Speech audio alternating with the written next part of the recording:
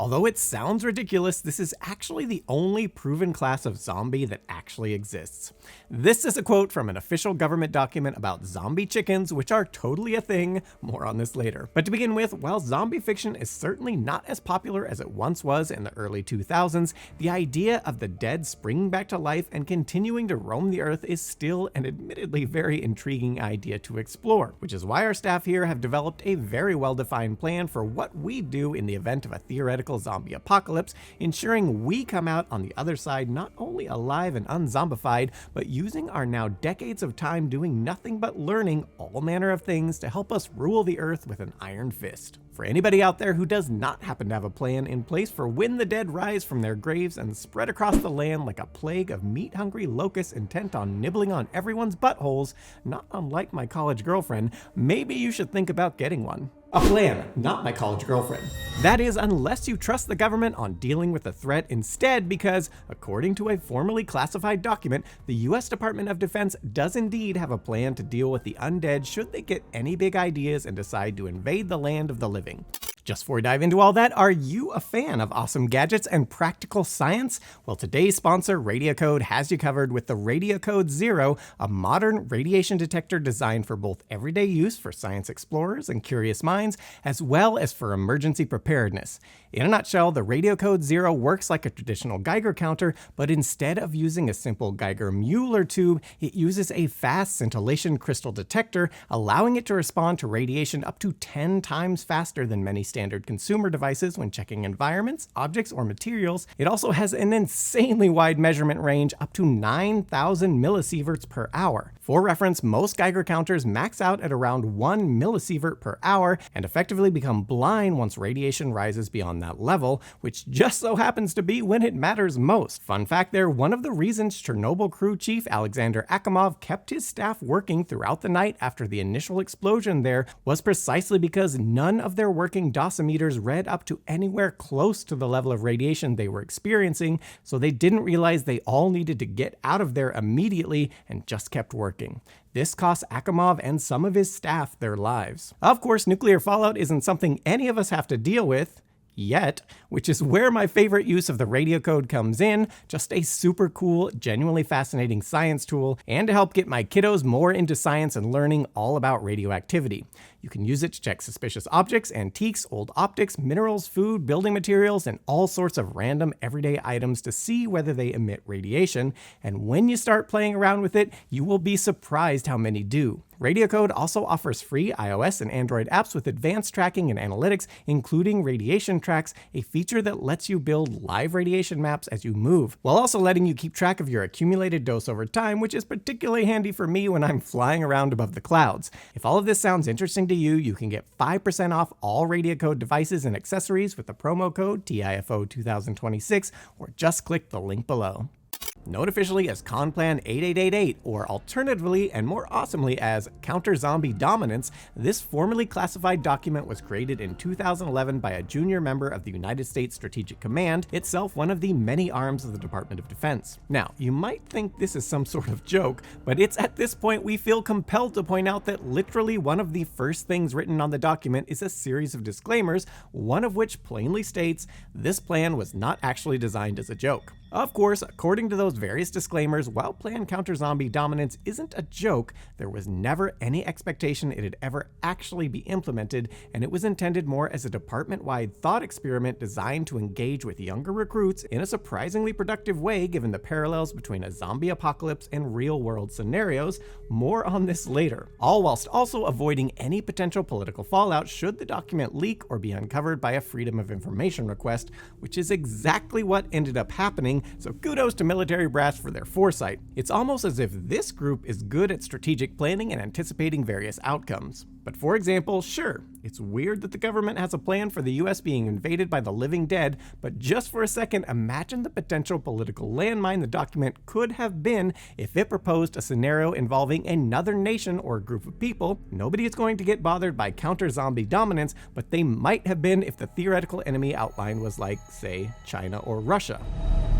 Towards this end, one of the document's 2 disclaimers notes that the scenario presented was intentionally designed to be completely impossible to absolutely ensure the document could, to quote, never be mistaken as a real plan. In any event, with regards to the former point of interest, the document notes that Strategic Command brass noticed that younger recruits became more enthused about learning the intricacies of the Joint Operational Planning and Execution System, or JOPS, when they used zombies as an example rather than, say, bad guys from some nebulously defined other part of the world who all have an axe to grind against the United States. To quote the counter-zombie dominance document once again, members of USS Stratcom found out by accident that the hyperbole involved in writing a zombie survival plan actually provided a very useful and effective training tool. Thus, the thinking from Strategic Command was that it would make learning the various systems involved with devising a concept or operations fun, or at least less ball-numbingly dull, with the document itself ending in a disclaimer as follows. If you suspend reality for a few minutes,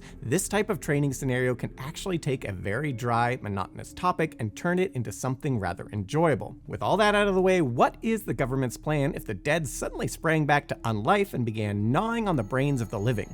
The document notes that due to the existential threat the zombie horde poses, that basically every tactic, up to and including the use of nuclear weapons, would be considered, which if you think about it, makes sense from the perspective of both the military dealing with a genuine zombie threat and a joint combined warfighting school lecturer teaching the basics of strategic planning to a bunch of new recruits. For the theoretical military dealing with a zombie outbreak, given that the zombie horde represents a uniquely novel threat to literally all human life, and that the enemy is essentially already dead, even if being stubborn about that fact, even the use of extreme countermeasures such as martial law or nuclear weapons can be justified. So let's just say the dead rise from their graves tomorrow and start putting every living human they encounter's flesh in their mouths. So what's the first thing the DoD would do? Well, according to Con Plan 8888, the first point of order would be information gathering, figuring out what kind of zombies we're dealing with. To this end, the document outlines 8 different kinds of zombies and broadly defines their origins and the potential threat they pose. We'll get to the rest shortly. For now, of the 8 kinds of zombie described, only one type, chicken zombies, are considered to present no active threat to humans, with the document noting that combating them would be left to the Department of Justice, not the DoD. Although, I think the DOJ could probably further and more effectively offload management of such a scenario to KFC and Chick-fil-A, given their extensive expertise on chicken killing, with the duo, for reference, accounting for well over 1 billion chicken deaths per year already. Further, the document notes that of the 8 types listed, chicken zombies are also the only kind that actually exist outside of fiction, occasionally observed at poultry farms. This occurs when chickens believed to have been euthanized wake up and stumble around among the corpses of their fallen chicken brothers before succumbing to organ failure. Moving on, the only other kind of zombie noted in the document that poses no direct threat to humans are vegetarian zombies, similar to the ones observed in Plants vs. Zombies. The doc notes that while these zombies don't actively consume flesh, they are nonetheless a dangerous, potentially existential threat to all human life due to the risk that they could, theoretically, bore us all to death, endlessly going on and on about the benefits of vegetarianism. Or in reality, the document notes that they could cause mass deforestation or eat all the available stores of common staple crops. Again, from a training standpoint, having a scenario involving vegetarian zombies is actually practical, given at some point in the future, there may be a crisis that threatens the nation's ability to produce staple food items, and if there is, well, this vegetarian zombie plan has some insight on ways we might deal with that, sans zombies. And indeed, for each of the zombie types, there are real-world, much more realistic scenarios that come into play and make these plans and the thought experiment behind it surprisingly useful.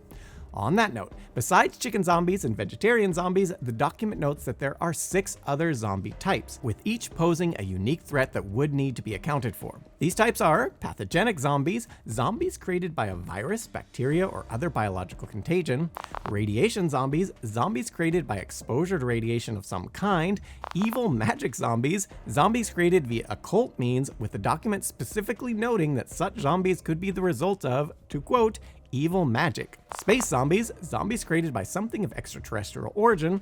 Weaponized zombies, zombies created specifically to be used as a biological weapon, with their cause being undefined. Moving on from there, we have symbiont-induced zombies, zombies created as a result of exposure to some as yet unknown parasitic organism. In the case of America being attacked by evil magic zombies, the document notes that this particular scenario would be especially difficult to combat due to the fact that the dead would continue to rise so long as their root cause, an evil wizard or magician, was left unaddressed. And note here, yes, the document does actually specifically say evil magicians, while also noting the evil magicians may be on the payroll of a rival nation or extremist group. So yes, the dreaded evil terrorist wizard. In this scenario, the document outlines that the primary focus of the military would be eliminating the source of the evil magic, with it additionally explaining that in such a situation, the chaplain corps would be invaluable. By the same token, the document reasons that atheist personnel would be uniquely at risk.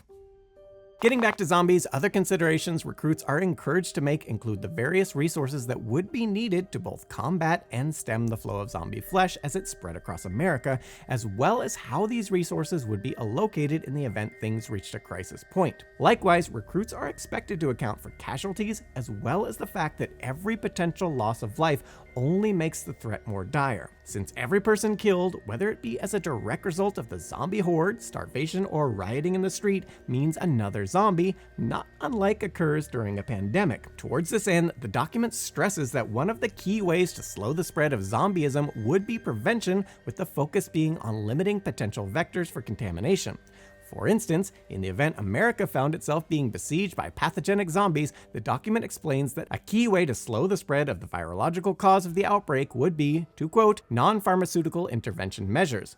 These include, but are not limited to, social distancing, hand washing, and the wearing of PPE-like masks. As for the direct immediate threats posed by zombies, the document explains that the undead are especially difficult to kill, with the only known way to stop them being the concentration of all firepower to the head. Boom, headshot! Boom, headshot! Boom, headshot! Now this sounds pretty definitive, but the document does clarify that this is only an assumption based on popular zombie media, which, while informative, shouldn't be taken as gospel due to the many variations in zombie folklore that exist. In essence, the document is asking recruits to exercise their best judgment when dealing with a fictionalized threat, whilst also being willing to adapt to new information on the fly, a key skill in any emergency situation, even one involving zombies. One of the more interesting things outlined in Conplan 8888 are the various failure conditions listed.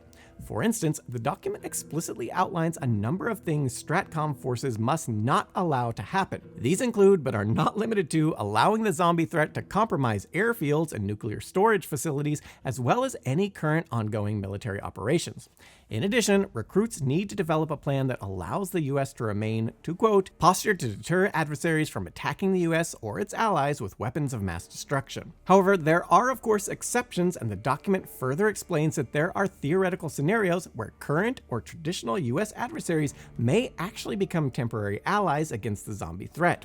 In the same vein, the US should be prepared to launch military and potentially nuclear strikes against allies, enemies, and even its own citizens if such an action is deemed necessary to limit the total loss of life. In such a scenario, communicating with all WMD-equipped allies and enemies is vital to ensure that action is not misconstrued as an act of war, which would all only serve to make things worse. They also note that should such an outbreak occur, most people would likely prioritize hoarding water, food, and weapons. Now the latter, weapons, isn't really something the US military has to worry about, but the plan points out that, in the event of a zombie apocalypse, humans fearing zombies are likely to raid police stations, National Guard armories, and other sporting goods stores in an attempt to arm themselves. Towards this end, the plan suggests that local law enforcement will need to be supported to ensure law and order is maintained, which itself is critical to ensuring supplies of food, water, and medicine can be distributed. In specific regards to water, maintaining the infrastructure to provide it is similarly regarded as being absolutely critical, in part to prevent the overall breakdown of society, but also because it would be impossible to ensure sources of groundwater, like streams and river, are free of zombie contamination. On that note, the document stresses to recruits the importance of rain, seeing as, in the event of critical water providing infrastructure being damaged, it would be pretty much the only renewable source of clean drinking water. Perhaps our favorite thing about the plan is the fact that it specifically has considerations for all of those annoying zombie movie tropes that always result result in somebody being killed. Case in point, the document explains that the zombies are walking corpses reanimated by potentially a wizard and thus are not subject to protections under law. The document further clarifies that there is no known cure for zombieism and that even if one was found, there is no way to help a person who has already been infected since, by definition, someone infected by zombieism is already dead. The insinuation being that the zombie threat should be dealt with decisively and without thoughts to normal morals or rules of law, avoiding the annoying trope in zombie fiction of someone refusing to beat a zombie to re-death with a shovel because it used to be their college girlfriend. If they're a zombie, former college girlfriend or not, they're already dead, and the best thing you can do for her is to put her back in the ground to ensure the survival of the human race. Keeping with this idea, the plan specifically outlines that under no circumstances should any IHH, individually healthy human, be allowed to return to an infected or quarantined area to search for loved ones. In short, anybody who falls behind is left behind, an edict which also includes military personnel. To quote the reasoning given in the document, healthy humans can wait out a zombie outbreak if they are prudent. Nothing can be done to cure a human if they become a zombie. Every human that becomes a zombie increases the enemy's numbers and decreases the chances that healthy humans will survive. Likewise, given that infection equals death, not just for the individual, but potentially and literally every single other healthy person alive, hiding a zombie bite would become a capital crime. Now, while the document does not clarify any specifics about the zombies or their origins, letting an examiner for strategic command set their own criteria, it does introduce an element of zombie lore not common among popular zombie fiction, the idea that eventually a zombie will simply starve to death. This is worth mentioning because traditional Romero-style zombies very specifically do not starve and are able to continue shambling around without the need for sustenance, despite this flying in the face of a fundamental law of the universe in that there is no such thing as a perpetual motion machine. Although on that note, if a zombie apocalypse were to occur and the zombies are able to continue shambling around without any need of sustenance, the plan should definitely be not to destroy them,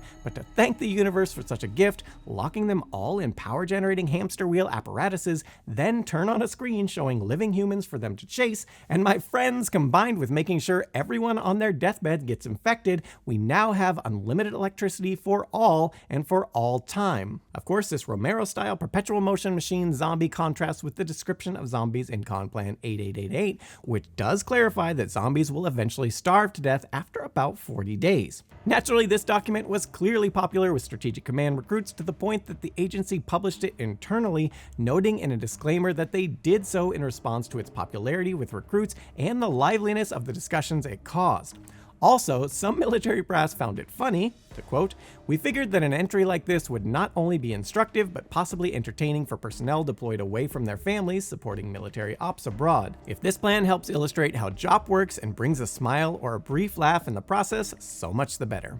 That said, the document was still meant to only be viewed internally, and when the public became aware of it after a Freedom of Information request was submitted to the agency by Foreign Policy magazine, a spokesperson had to clarify that it was intended for internal use only, and additionally clarifying to the aforementioned magazine, this document is not a US Strategic Command plan. And further stressing, it was only ever intended as a training tool designed to better engage with recruits who, as expected, responded better to dry, boring training documents when they were filled with awesome zombies.